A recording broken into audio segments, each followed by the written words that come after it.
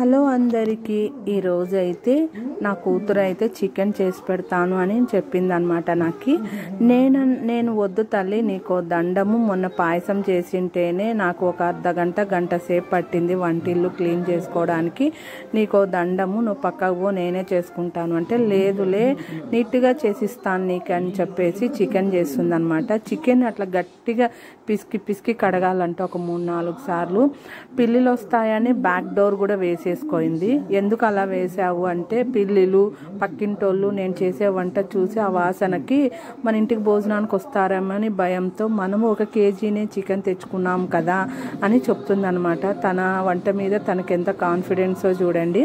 అంతేకాదండి, చికెన్ వేసేసింది, బాగా కడిగి 4-5 సార్లు కడిగింది దాని ప్రాణం అయితే తీసేసింది, చికెన్ ప్రాణాన్ని. అంతేకాదండి, మసాలా బాగా వేయించుకోయింది, బాగా ఈ చికెన్ వేసేసి బాగా కలిపేసి కొత్తిమీర, అల్లం, వెల్లుల్లి, పచ్చిమిరపకాయలు, టమోటాలు, ఎర్రగడ్డలు అన్నీ బాగా మిక్సీకి వేసుకోయింది. ఫస్ట్లోనే వేసి దాన్నంతా ఆ వాటర్ కూడా వేసేసి కాసేపు మగ్గించి దింపేసుకోయింది అనమాట.